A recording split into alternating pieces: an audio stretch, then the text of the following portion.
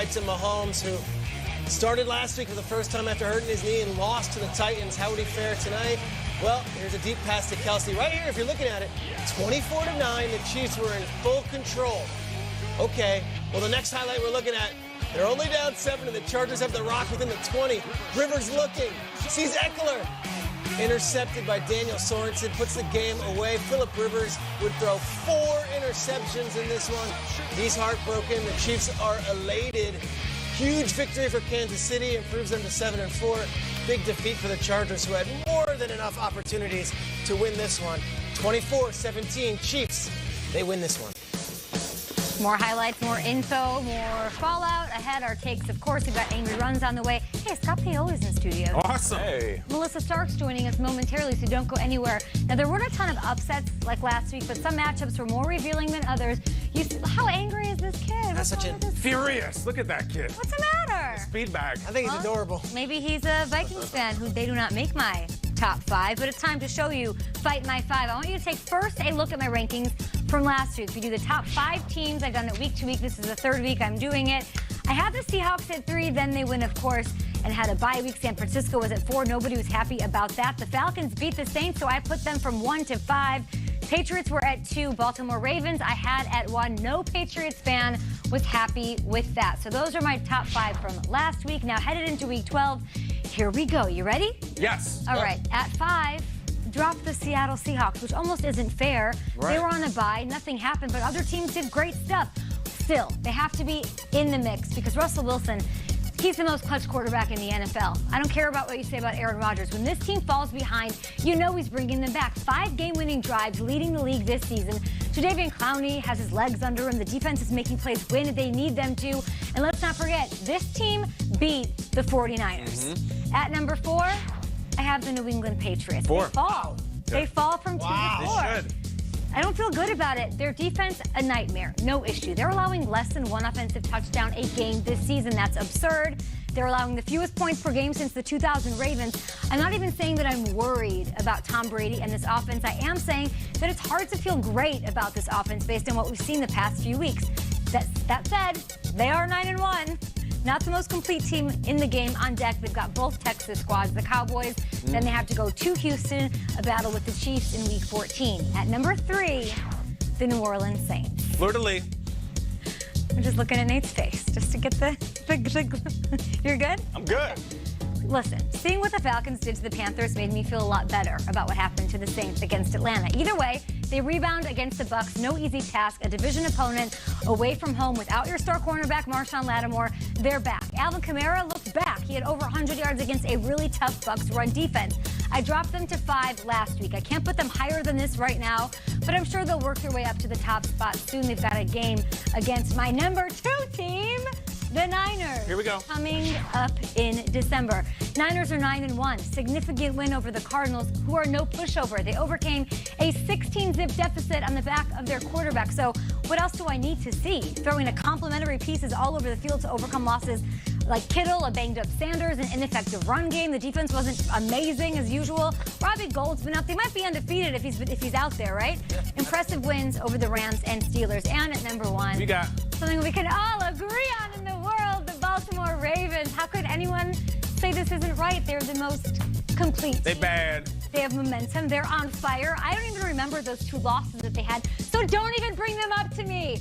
They seem like a different team now. They took down the Patriots. They destroyed the Texans. The defense is 2nd best in scoring in the league over the last 5 weeks. Better than New England, by the way, in that time. Best run game in the league, on pace to be the best in history, actually. And a coach who's won it before. By the way, they're a team that's having fun. There's nothing better than that. I'm not mad at that. I'm not mad at It's all. perfect. Like my 5? Every time you do this game, I'm like, yeah, you got it right. Here's my take. I'm supposed to fight. Here's That's my not as take. hard as it usually is. What? We've got an AFC team at 1, an NFC team at 2. Yeah.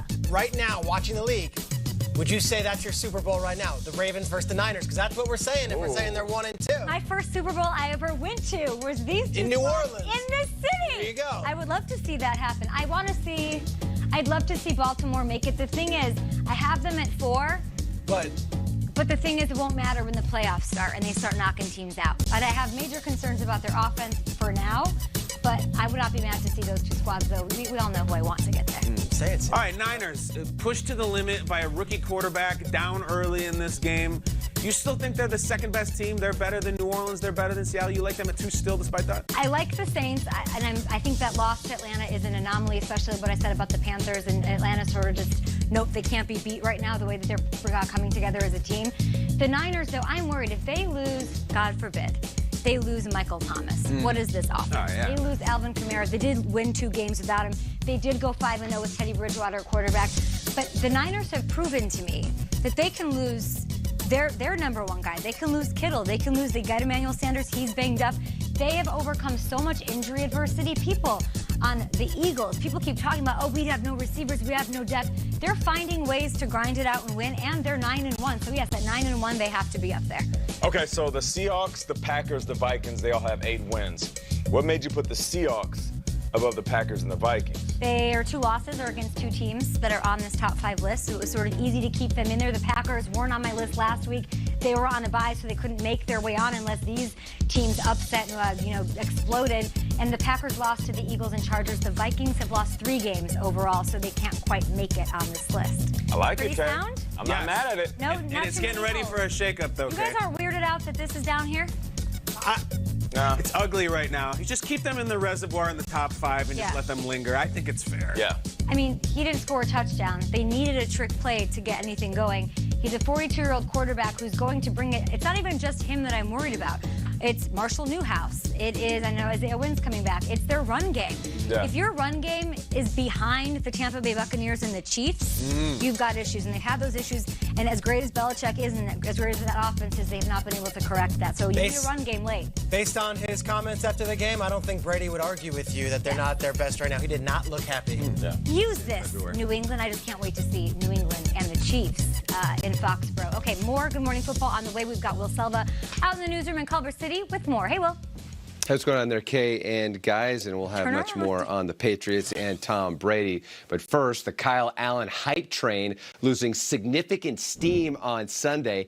4 interceptions and a loss will certainly do the trick, and the Cam must go crowd now rather subdued as Carolina moved to 5-5 on the season. Now, Cam Newton is still very much a Panther, but the question is for how long? Well, Panthers owner David Tepper telling a group of reporters he won't make a decision on Newton's future until he's fully healthy.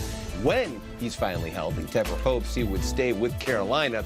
Newton is currently on injured reserve with a foot injury. James Conner's status for Sunday's game against the Bengals is in doubt. NFL Network's Tom Pelissero reporting, though, the AC injury of the Steelers running back isn't worse than it's previously been. That would be AC joint. Conner telling 93.7 The Fan he's day-to-day. If he can't go, it will be Jalen Samuels getting a majority of the workload. The Patriots, as we mentioned, moved to 9-1 after their win over the Eagles on Sunday. But you wouldn't know it from watching Tom Brady's press conference following the victory. He seemed unhappy with the offense's direction as he had his 2nd fewest passing yards this season and no touchdown passes. But he tells the Greg Hill Show, thank goodness they have the other units playing well on the team. Well, the strength of our team is our defense and our special teams. So on offense, we've just got to we got to take advantage when we get opportunities and, understand that, where our strengths lie and try to play to them and, not give any short fields and not turn the ball over and try to take advantage when we get into the red area to score touchdowns. And that's kind of where our offense is. That's kind of where our team is. And this was the 2nd time this season the offense had under 300 total yards for the Patriots and 2nd time under 20 points. And hearing that clip, he sounds an awful lot like a game manager. We'll see what happens there in New England. Get a feeling they'll be just fine. And you will be just fine watching this here program. Plenty more of Good Morning Football in your future.